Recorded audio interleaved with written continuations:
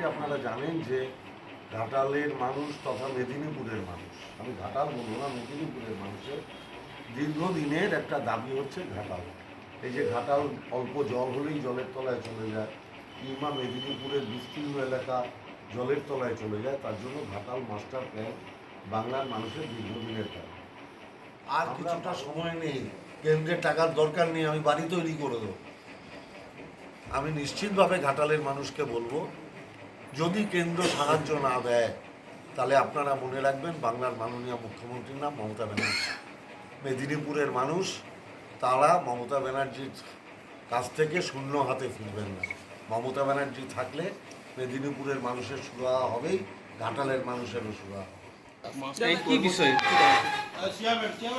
দুটো হ্যাঁ, ঘাটালে আজকে আমার কর্মসূচি ছিল।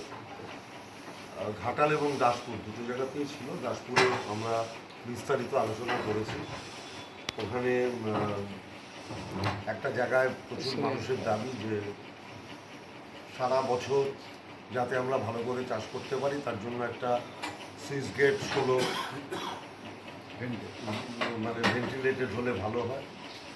আর একটা বড় হাল পরিষ্কার করবার একটা কথা, আমরা সেটা ডিপার্টমেন্ট আমরা নোট করে নিয়েছি। আমি আশা করি আর সে কাজটা আমরা করে দিতে দাসপুরে কোথায় স্যার?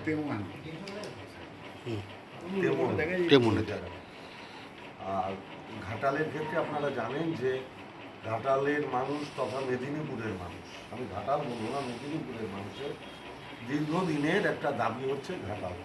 এই যে ঘাটাল অল্প জল হলেই জলের তলায় চলে যায়, কিংবা মেদিনীপুরের বিস্তীর্ণ এলাকা জলের তলায় চলে যায়, তার জন্য ঘাটাল মাস্টার প্ল্যান বাংলার মানুষের দীর্ঘদিনের দাবি। আমরা বারংবার দাবি জানিয়ে বাংলার মাননীয় মুখ্যমন্ত্রী মমতা বন্দ্যোপাধ্যায় বারংবার কেন্দ্রের কাছে আবেদন জানিয়েছিলেন যে এই ঘাটাল মাস্টার প্ল্যানে কেন্দ্রীয় সরকারের আর্থিক অনুমোদনের জন্য। আপনারা জানেন যে 10 বছর হতে চলল এই সরকার ক্ষমতায় আছে। তার আগে যখন কংগ্রেসের সরকার ছিল তখন কিন্তু আমরা কপালেশ্বরী কেলেঘায় আর্থিক সাহায্য পেয়েছি, কিন্তু এই সরকার আসার পরে কপালেশ্বরী কেলেঘায় যে আর্থিক অনুদান সেটাও বন্ধ, পুরো বাকি পড়ে রয়েছে, সেটাকে বন্ধ করে দেয়। আর ঘাটালের ক্ষেত্রে 1 পয়সা সাহায্য করা তো দূরস্থান, এই 10 বছরেই প্রথম লিস্টেড করেছে, মানে জাস্ট লিস্টেড করেছে। তাহলে স্বাভাবিকভাবেই আমি যারা মেদিনীপুরের মানুষ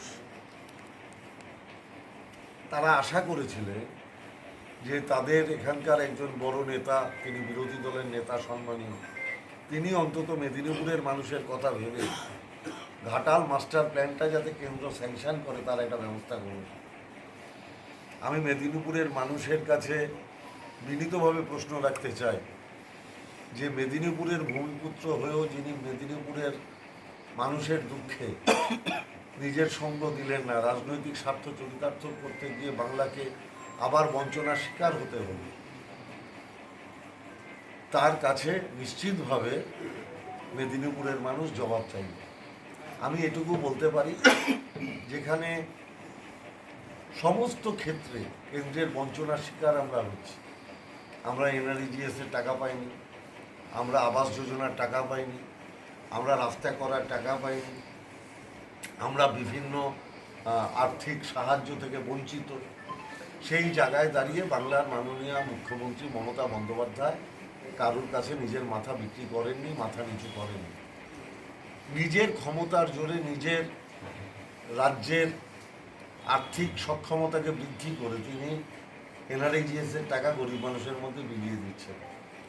তিনি শামশেরগঞ্জে যখন কেন্দ্রীয় সরকার 1 পয়সাও দিল না, তিনি শামশেরগঞ্জের মানুষের দুঃখে সাথ দিয়ে ঘোষণা করলেন যে রাজ্য থেকেই আমরা 100 কোটি টাকার কাজ করে দেব।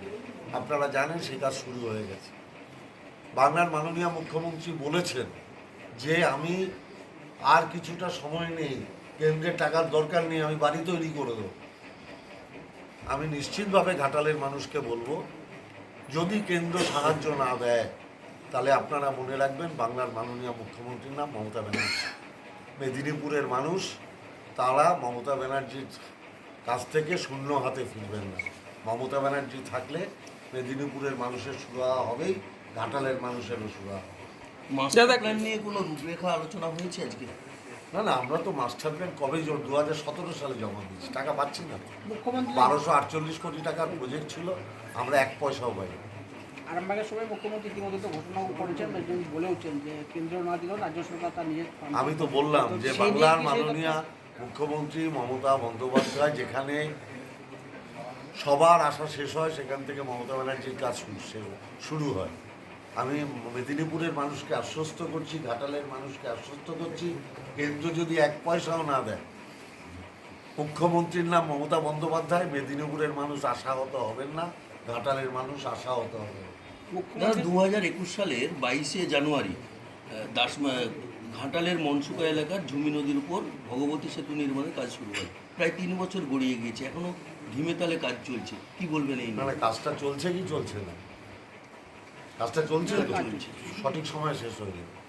দাদা একটা ছোট্ট প্রশ্ন, যেটা হচ্ছে যে আজকে রাজ্য পুলিশের ডিজি বলেছেন যে সকলে যারা দোষী আছে প্রত্যেকে ধরা পড়বে, এমনকি শাহজাহানও ধরা পড়বে, এইভাবে বলেছে। তাহলে কি মনে করছেন, এবার কি শাহজাহান ধরা পড়বে বা এতদিন ধরা পড়লো না কেন? এটা তো আমার আজকের সাবজেক্ট নয়। আমি এটুকু বলতে পারি, মমতা ব্যানার্জির রাজত্বে কেউ যদি অন্যায় করে, তার স্থান জেলে থাকে। সে এখন যেই কে অন্যায় করেছে কে অন্যায় করেনি, এটা পুলিশের বিচার্য বিষয়, আমার নয়। আটাবাড়ি হুগলি বন্দরের একটা ব্রিজের জন্য অনেকদিন দাবি উঠেছে, প্রায় 40 বছর ধরে দাবি আছে। দাবি তো প্রচুর আছে। হুম। এবার রাজ্য সরকার তার ন্যূনতম সীমিত পরিসীমার মধ্যে যেটা যেটা প্রায়োরিটি বেস, সেরমভাবে কাজটা করার চেষ্টা করে, তার সীমিত আর্থিক ক্ষমতার মধ্যে। আপনাদের মনে রাখতে হবে, প্রত্যেকটা ক্ষেত্রে কেন্দ্রের বঞ্চনার পরেও মমতা ব্যানার্জি মাথা উঁচু করে বাংলার মানুষের কাজ করছে। নমস্কার।